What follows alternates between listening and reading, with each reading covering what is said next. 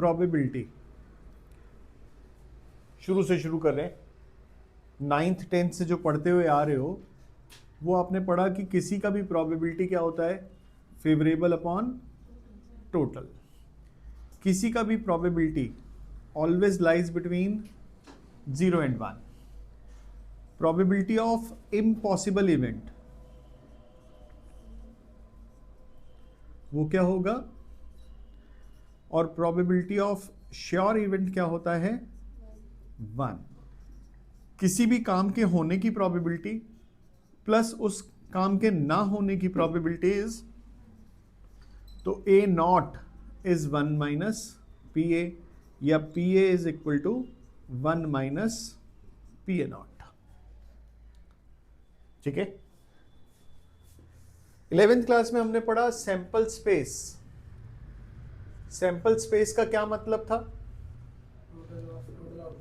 Listing all outcomes, उन सारी outcomes को लिस्ट कर देना इज सैंपल स्पेस। कॉइन के केस में टोटल आउटकम्स कितनी होती हैं, 2 raised to power n। Die के केस में टोटल आउटकम्स कितनी होती हैं, 6 raised to power n। Cards के केस में हमें ध्यान रखना है सूट्स, कार्ड्स कितने होते हैं टोटल, 52। अगर कलर वाइज देखें सूट से पहले कलर, तो 2 कलर है हमारे पास, रेड और ब्लैक। रेड कितने, 26, ब्लैक कितने, 26। दूसरी चीज सूट्स, 4 सूट्स है, कौन कौन से, हार्ट, ये डायमंड, हार्ट और स्पेड। ठीक है। फिर एस 1 को बोलते हैं, जैक 11 को बोलते हैं, क्वीन 13 को बोलते हैं, और किंग, क्वीन 12 को और किंग 13 को। डायमंड भी 13 होते हैं टोटल, हार्ट भी 13 है, क्लब भी 13 है, स्पेड भी 13 है। सारे कार्ड अगर कलर वाइज काउंट करें तो हर कार्ड कितनी बारी है, अगर कलर वाइज काउंट करें तो हर कार्ड 2 बारी है। 2 लाल किंग होते हैं, 2 काले किंग होते हैं। अगर टोटल काउंट करें तो हर कार्ड 4 बार है। हर कार्ड कितनी बार है, 4 बार। कलर वाइज कितनी बार है, 2 बार। सूट वाइज कितनी बार है, 1 बार। इन तीनों को हम फेस कार्ड्स भी कहते हैं। ठीक है। फिर हमने पढ़ा म्यूचुअली एक्सक्लूसिव 11th में। म्यूचुअली एक्सक्लूसिव वो थे जिनमें कुछ कॉमन नहीं होता था, इंटरसेक्शन 0 या 5, which cannot occur simultaneously, which cannot occur simultaneously।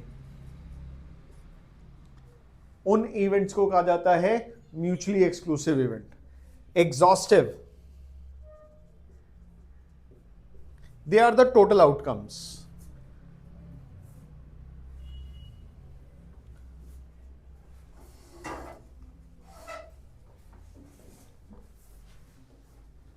Exhaustive are total outcomes. उसका मतलब है कि उन सब का union will be equal to 1।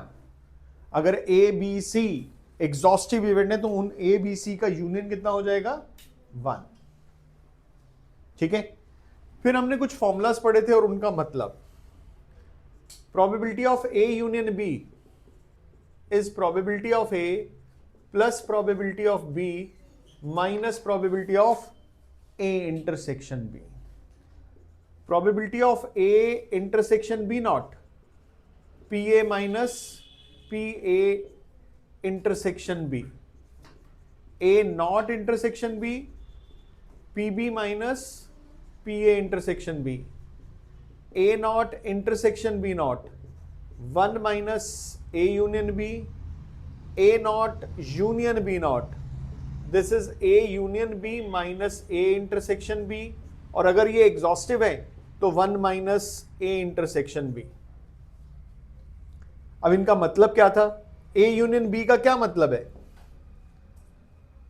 ए और B, at least one of them, at least one of A और बी।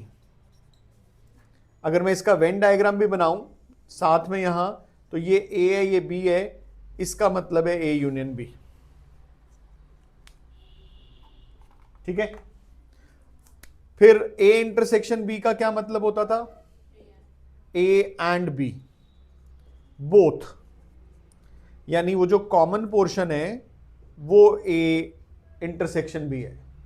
फिर मैंने लिखा ए इंटरसेक्शन बी नॉट, इसका मतलब है ओनली ए, जिसको हम कह सकते हैं ए बट नॉट बी। ठीक है, इसका मतलब ये होगा ए तो है लेकिन बी नहीं है, तो ए के सर्कल में से हमने क्या माइनस कर दिया? कॉमन पार्ट माइनस कर दिया। ऐसे ही वो उल्टा बन गया, ए नॉट इंटरसेक्शन बी का मतलब होगा ओनली बी, तो वो ये वाला पार्ट हो गया।